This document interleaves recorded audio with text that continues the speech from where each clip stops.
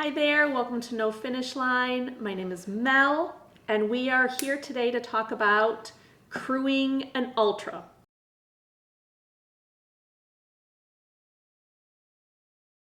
I have a guest with me today, this is very exciting stuff, who was my crew at my 100K last year.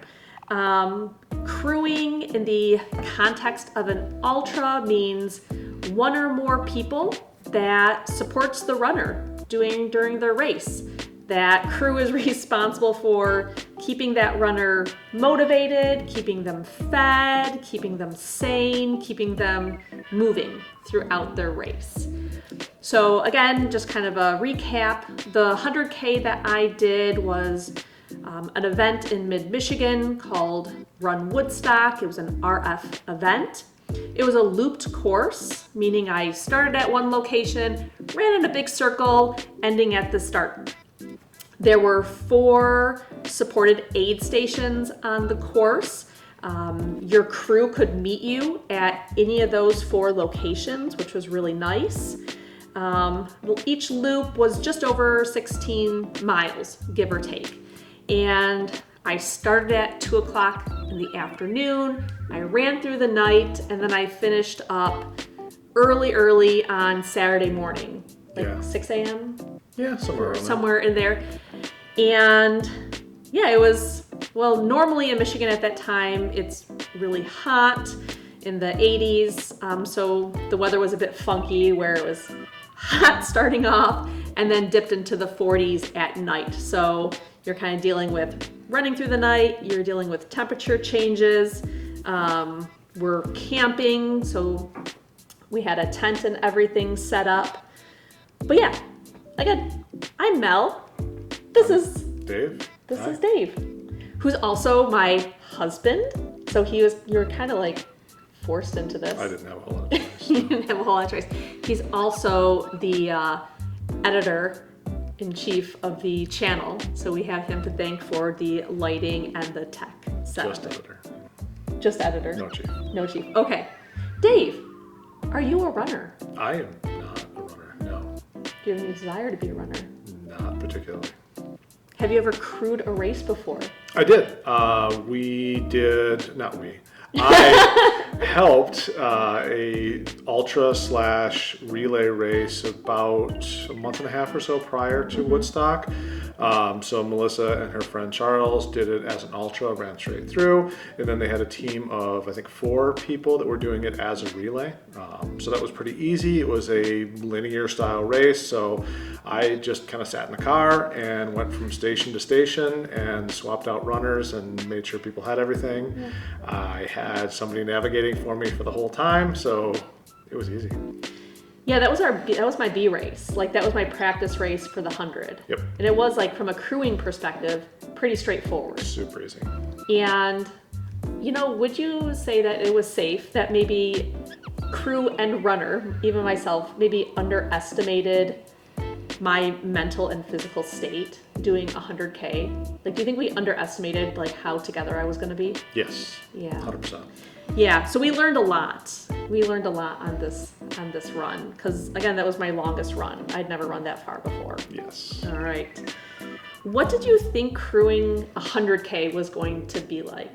What did you think about that? I really had little to no idea. I knew that I'd be responsible for keeping you fed and watered and first aided. Beyond that, I had no idea. I thought I was going to have a fair bit of downtime and would occasionally be driving out to the meetup spots, but I don't know. I was going to find out. Yeah. So leading up to the race, what did you do to prepare to crew this? Less than I should have. Less than you should have. Tell me more about that, my dear. So before the race started, we had a meeting where we went through basically what the expectations were, what you expected you to do during the race, when you expected to need more stuff, how frequently we'd be stopping. and then what she wanted me to do. So at every loop or every touch point, I was supposed to swap out water, check on food supplies, see how she was doing, see if there was any medical need to address, like need a moleskin on a blister or something like that. But that was it. We didn't do like drive out to the site the week before and do like a dry run. I didn't get to know all of the equipment other than like the bags of stuff that I was going to be swapping out. Yeah. And when you say like equipment, you're talking about like my vest? Yes, right? Your vest, which has like 1,000 pockets, and they all have very specific purposes. And I got in trouble for cramming the wrong stuff in the wrong pockets. Yeah, so I guess gearing up for the race, like from a logistical standpoint, I had everything very well outlined of like what I thought I needed to do as the runner. Yes. So I had everything organized. I said, okay, I put together little bags for each loop. Here's bag 1. Here's everything I need for that loop. And within that bag, I had my fuel, I had my clothing. If I needed a light, I had my light. But then really we should have spent more time going through that together. Yes. The actual swapping out of stuff was super easy. So I just had a big bin in the trunk of my car. I would grab lap 1, aid station 1 bag, meet her with it, swap things out, take that back to the car, rinse and repeat through the whole race. But what I wasn't prepared for was, assessing how much she was drinking, assessing how much she was eating, and kind of forcing her to do more. And then the same thing as far as stretching, mobility, things like that. I didn't focus on that as much, and I should have. My main focus was on this card. So she had laid out the times that she expected to be at each aid station and had set a goal of 5 minutes or less for each aid station. So we got to the aid station, I'm checking my watch, I'm like, okay, you've got 3 minutes, swap your stuff out, hit the road. Whereas I think it would have been much better for me to, again, take more time, figure out, wow, you drank a quarter of what you were supposed to, you ate almost nothing, we need to do a little bit of coaching. I did none of those things. So hopefully next time I'll do better. Do you think you realized, so like backing up a little bit, my nutrition did fall off. Going into the race, I had been dealing with some GI distress, so I was really nervous about eating and drinking on course, even though, I obviously knew I had to eat and drink, but I was worried about it, given a couple weeks leading up to the race. Did you realize pretty early on that I had almost stopped eating and drinking?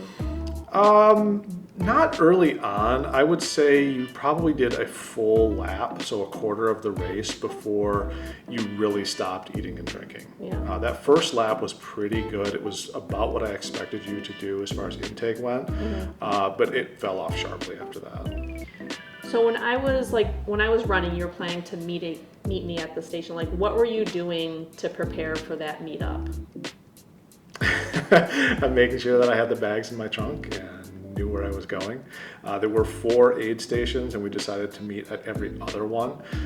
So one aid station was right outside of our camping area, so I just walked 200 yards over there, so that was pretty easy.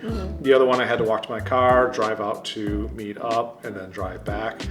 So I just allocated extra time for that one to get to the car. Did anyone get lost? I got lost. You got lost. Yeah. More on that in a little bit. All right, so again, just kind of back up. We had talking about preparing. We definitely should have spent more time with the gear and the equipment. You should have had more of a hand in maybe the logistics of planning those things out so you were familiar with it. I should have packed and unpacked the vest a few times at a minimum. Just knowing where everything went, because there were a few things that were swapped through the course of the run. Like Melissa said, at some point she needed a light. She had poles at some point, so knowing how to add and subtract that stuff where it would be easily accessible for her and not get things mixed up probably would have saved a lot of frustration. And you know what, I'm remembering as well, there were some times where I had stuff put together in a Ziploc bag, and that whole bag just got put into my pack. But as a runner, I'm not gonna stop and unpack anything. Yeah. So even though I may have had stuff in my pack, I was never going to stop and unpack anything. If I couldn't easily get to it in the places that I could reach, I was going to go without it. Which you did. Which I did, which was the problem. All right. Anything in like getting there early and setting up camp that we would have done differently? The camp, frankly, was mostly a waste. I never slept or anything like that. We had some friends that were camped right next door. We could have easily gotten one space and just, had a little setup for food prep and whatnot, and it would have been much more efficient. But I didn't stress about that at all. It was easy enough. I think in retrospect, we should have gone out the night before. We should have actually camped because, again, I got lost. I was fine when I could see where I was going and I knew my landmarks, but the time where I had to meet her at the halfway point in the middle of the night, I got so turned around, I almost missed the time. The only reason I got there on time is because I happened to run into a friend of mine who said, no, you were parked right over there. Otherwise, I'd probably still be walking around that campground to this day. So as like the runner, like coming into the aid station and seeing you there, like I needed to see you there. Like I really needed you for like my emotional and mental support, like to lay eyes on you and make a beeline straight to you. I would have freaked out if you had not been there for sure. It was close. We kind of talked about this a little bit, but we had a tent. So we had like a small 2-person tent that we had set up. But I saw a bunch of other people, they had like those big octagon shaped. Yeah, like the pavilions. Pavilion.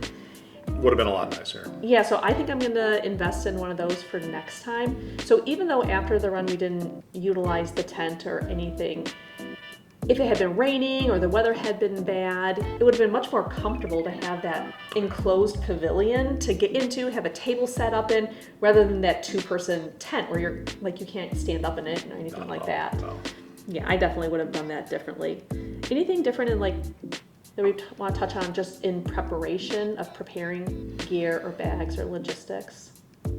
I don't think so. You had everything really well organized, clearly labeled, which is good for me because I'm a running dummy. Here, wait.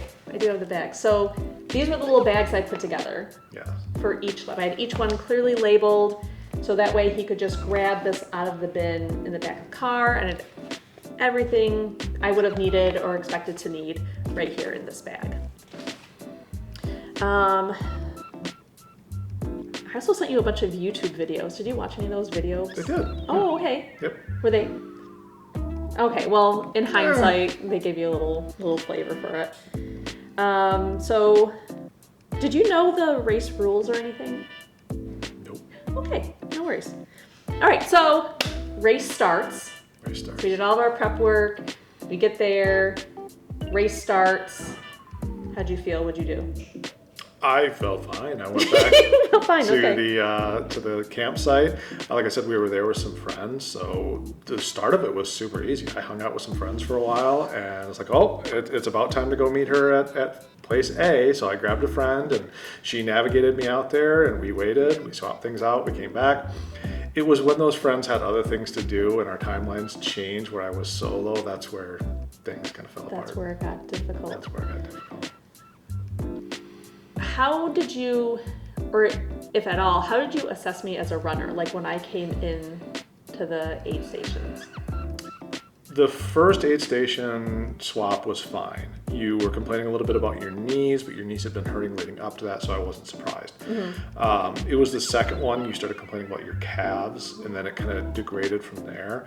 And I didn't really know what to do to help. Like we had some topical stuff we put on a few times, but there wasn't a lot I could do.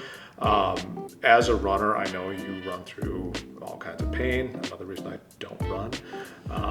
But I assume you are tough enough to get through whatever, and you're smart enough to know if you can't. So I wasn't going to second guess you. Although in retrospect, seeing you not drinking and not eating enough, I should have stepped in there and said, no, you're not leaving until you eat whatever they have at the station. Mm-hmm. Yeah, I think we both learned a big lesson that issues came up pretty quick, like soon in the race, and that we should have addressed them actively. We should have actively, oh my gosh, we need to either get some Imodium some pain relief. I should have sat down, rolled out my calves because my calves blew up. That was... And I had like a foam roller with me. I had Tylenol, ibuprofen. Yeah. I had everything. I was prepared for blisters, and that didn't come up at all. That was the only thing I was prepared for. Yeah, again, in hindsight, I don't know. Well, I didn't expect to mentally be that far checked out so soon in the race. I don't know why I didn't think, as someone who's run for a while, to sit down and stretch and foam roll. You did stretch and foam roll. I did? Yes. We did use the foam roll. No, we didn't. Absolutely did. Shut the front door. Are you serious? Yeah. And the first two times that we met up, one of our friends that was with us is a physical therapist, and she looked you over and She did, yeah. gave you stuff to do. So it's not like we completely neglected that, but we didn't focus on it as much as we should have. Aggressively. The other thing I'll say too is, again, we had this card, and this laid out in 3 columns like her expected times at each of the stops.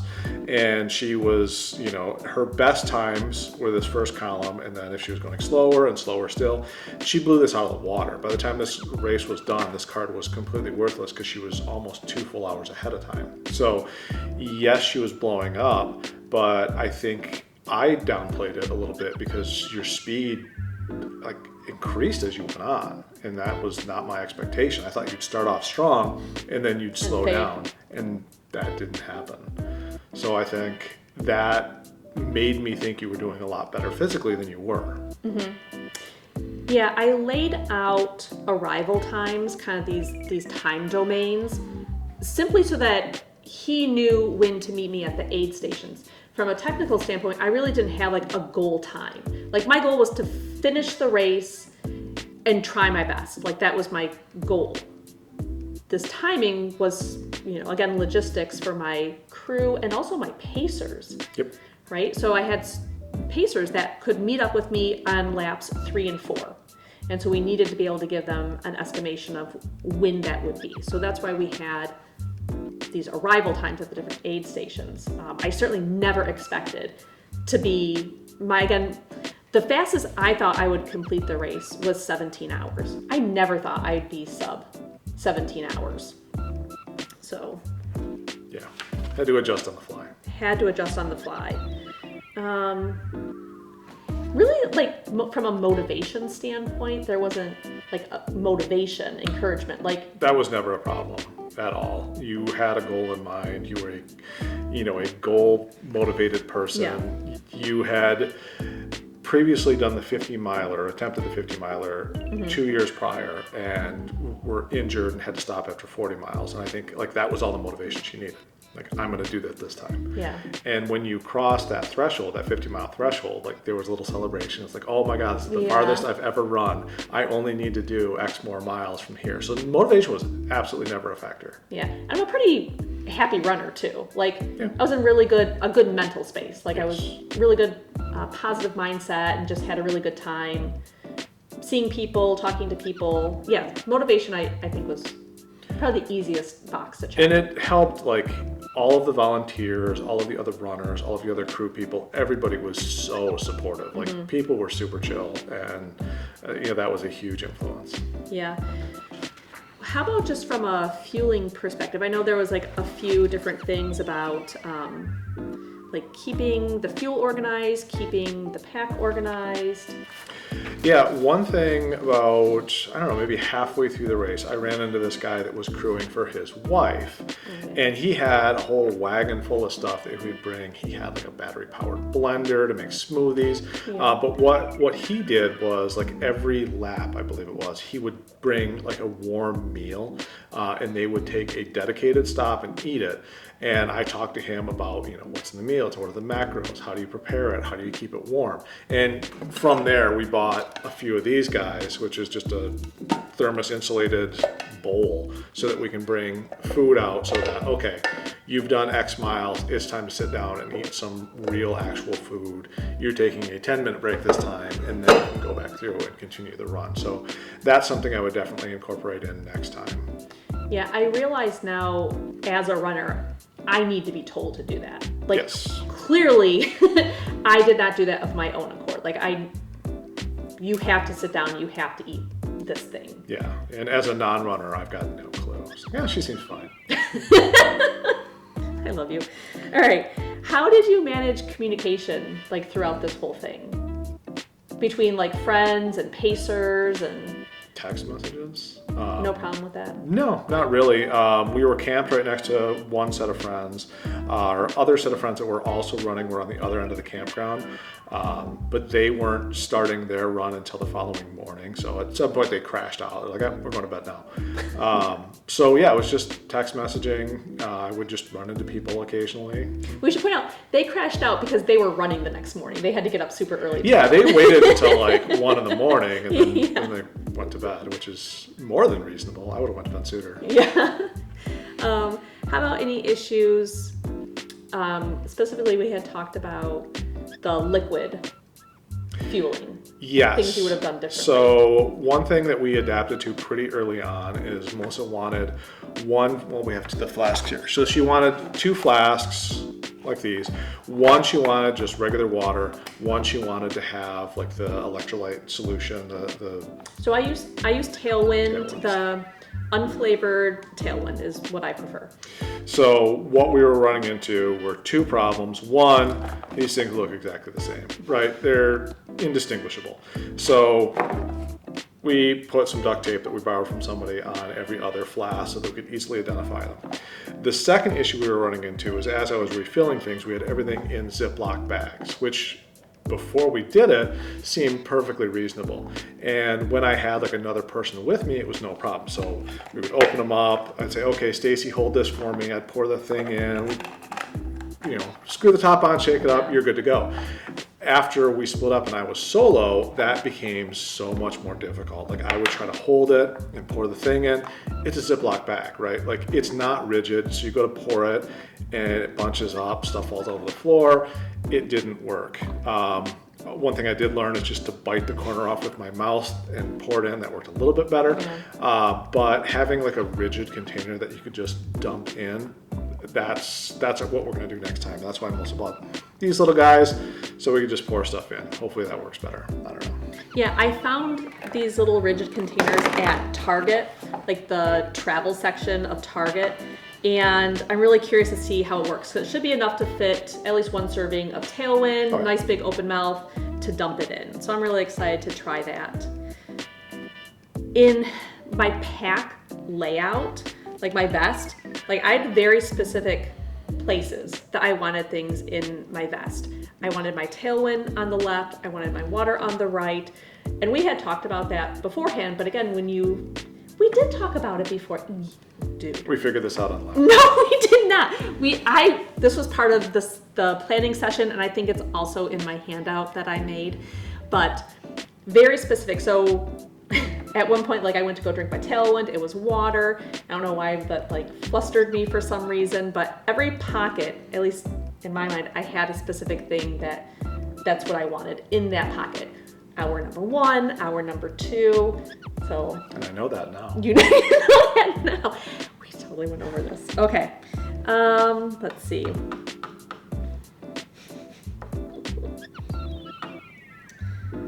Clothing. Anything different for clothing? For you or for me? First for me. It was cold. It was colder than we thought it would be, but you were never cold until we stopped the run. Yeah. So I had lugged around several outfit options for her, thinking she was going to need to change at least twice throughout the course of the race. I think at one point you changed your shirt. I did, yeah. But beyond there, nothing. Like I had brought long pants, I had brought pullover, a few different options that we never really needed because you were running, you were hot. Like in retrospect, that's obvious. How about clothing for you? For me, I severely underestimated how cold I was going to get. I had to go back to the campsite at one point and strip down and put on thermals and multiple layers, and I was still freezing. Doing this again, I think I'd be looking into the options of like a heated vest. Heated vest, like merino wool underlayer or something like that. I definitely underestimated how cold it was going to get that night. I was uncomfortable. Yeah, I mean, your crew, like, you need to take care of yourself as well. And that's a long time to be by yourself and be cold. Yes. How about like food? Would you have done anything differently for food for you? I was good on food. We had snacks. I bought one of these Mountain House guys, so we brought our little jet boil. One of my longer breaks, I did that, and I ate some macaroni and cheese or whatever it was. And, no, I was fine for food. Okay, all right. And then how did it work? So again, going between the different aid stations, you said, how did you have your trunk set up? I had a big like Sterilite bin lined with all of those different bags, and that was really it. Like, I didn't need much. She had prepared everything in, okay, we're on exchange 1, grab bag 1. We're on exchange 5, grab bag 5. Like, it was pretty simple. And you had big things of water in there too? Yeah, I had a couple gallon jugs of water full. I think I had a blanket in there in case you wanted it at some point when we stopped, but minimal. Okay. What did you carry on your person? Way too much crap. Okay. I brought like a full 30-liter backpack. I had changes of clothes for her, for myself. I had a full first aid kit. I had battery backups. I had extra food just in case you wanted it. I had extra water. I never once used any of it. What would you have done? What would you do differently? I should have brought a sling with my phone and like a small first aid kit. That would have been more than sufficient. And a light. Oh, and a light, yes. You definitely used a light I did quite use often. a light. Okay, so that kind of brings the preparation, camp setup, start of the race, touching a little bit on things we would do differently or learned during the race itself. Oh, as an aside, the 2 aid stations that Dave did not meet me, I could have a drop bag. I never touched the drop bags. Not once. Like, it was so well supported. I had crew. I didn't need anything. We had so much extra We had crap. so much stuff. I just kept thinking about like all the different things that could happen. We just had too much stuff overall. It kind of leads to choice fatigue, to be quite honest. Yeah, that's actually something I should have brought up earlier, is whenever we were swapping stuff out, I would always look and say, okay, is there any sort of like comfort item or something like that that she might want, and grab that. Like I said, I had the blanket at one point, and it's like, that was all just wasted time and energy. We didn't need any of it. Yeah, I do remember you sometimes asking me if I wanted this other clothing material, this jacket, and like I couldn't even think about it. It was like too much. And so like you would just shove it in the back of my bag, and then I was just carrying extra you're just lugging more crap than you needed to. Yeah, then I was just like rucking, like carrying extra stuff. So again, the race finished up. I finished just shy of 16 hours. So it was like really early in the morning. I don't know what time it was, but it was early. You estimated 7 a.m. for 17 hours, so it would have been like 5:45-ish. Yeah, and so when I was anticipating finishing around 7, and at that point there should have been food trucks and everything else at the finish, and my plan was just to eat whatever was there. Yeah, we really screwed up on that one. I should have been there with... Well, I did have a seat for you. I had a change of clothes. I had 0 foods. Well, I had a banana and a Fairlife. So I had packed a finishing bag, and we went with our friends, and I got a shower. I had a Fairlife and a banana, and then we doubled back to the start so that we could watch our friends who were starting Yeah, their they were run. starting the marathon, half marathon, stuff like that. So we wanted to get back to them. So we chose not to go back to the campsite where we had all of our food. And that was a big mistake. That was, Talk about we that. chose poorly. So yeah, we had assumed everything, they had like 5 or 6 food trucks that were going to be there, and everything was supposed to open around 7 a.m. The problem was you finished an hour and 15 minutes-ish before then, so you had a banana. And you took a shower, you changed, you got cold, and we had nothing with us. So at some point I hiked back to our camp and I grabbed some stuff. You waited in line to get food, but what we should have been doing is you should have been cocooned up in a blanket in a chair with a huge pile of food in front of you, but you didn't get that luxury because we prepared poorly. I prepared poorly. And also, like, you finished the race, like, I was on like such a high. Like, I didn't even realize I didn't realize how much trouble I was in. Yeah. I was in great spirits. I'm like, I just finished this big race. I was doing awesome. There's like a picture of me. I'm like doing great. Then I crashed. Yeah, in retrospect, I should have prepped, a big jug of coffee for the end. We did have a change of clothes, but I should have had like the big blanket. One of our friends ended up bringing her heated vest. Which she was wearing. So she took off the vest, she gave me the vest, and she gave me her coffee. And her coffee. So those are two things Yeah. I should have had with me. So that you could just rest and cheer people on. I should have had, maybe another one or two of these prepped and ready to go. It's like, okay, you're done. Here is a big bowl of food, and next time I'll do that. We didn't know. No. We didn't. No, they had, I don't know, like 5 food trucks. None of which were open. None of which were open. At all. Is there anything, again, just kind of thinking about maybe what we would do differently, wish you would have known before the race about crewing or anything particular about this race? Yeah, I wrote 4 things down. Okay. The first is don't bring a bunch of stuff with you. Like I said, I lugged around a 15-pound backpack all day that I didn't need to. I had prepared for a bunch of eventualities that never happened, and then stuff that I could have brought with me that would have been useful, I left at camp. So knowing What would that have been that you left at camp? The stuff for the finish, like coffee, food, blanket, things like that. So I didn't triage what we would actually need and ended up carrying just extra stuff that I didn't need. The second thing is knowing my way around. Like I said, I was able to get to the points no problem when I had friends with me, when it was light out, when I could see. As soon as that sun went down, I didn't know where I was. I didn't know what time it was. I was so confused. And I was stressed out because, again, she was supposed to be at, the meet point in 20 minutes. And I was just terrassing all over that campground trying to find my car. And I, again, by happenstance, ran into somebody who knew me and also knew where my car was. Otherwise, I'd still be wandering around. Third thing I wrote down is, again, I need to be assessing how much food and water or supplements that she is taking in. I kept swapping out full bags of things for new full bags of things and knowing she wasn't eating, but I didn't want to second guess her. I didn't want to push too hard. She had said, I want 5 minutes at each aid station and then I'm moving on, and that was ridiculous, especially since she finished full hour and change ahead of time.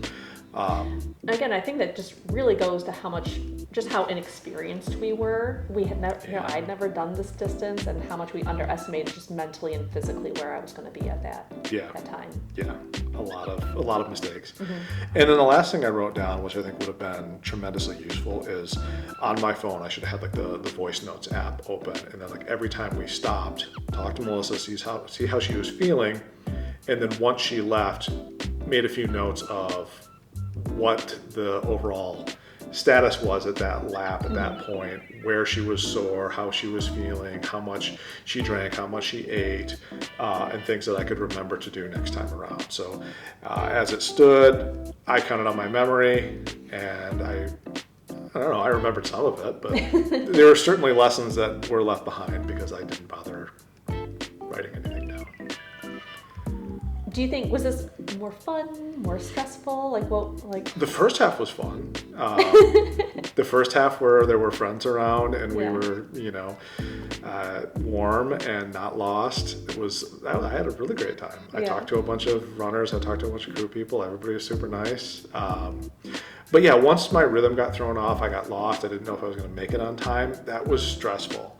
And then you add in that I was cold and uncomfortable, and that was stressful. And then we got to the end of the race, and then it was fun again because we were cheering on our friends and everything else. I wasn't hungry, I was fine. That was great. It was just that middle part was a little rough. It's almost like when the kids were little, they were babies, and the daytime is fine, but as soon as night comes and they start crying, it's that panic sets in. And I was like a giant baby, so. Any other additions? Anything else you'd like to add about takeaways from crewing? No, just know the stuff you're going to be working with. Be forceful. Know their goals, but also know when they're pushing themselves too hard. And have some buddies with you. Like having somebody that could have stayed with me the whole time would have helped tremendously.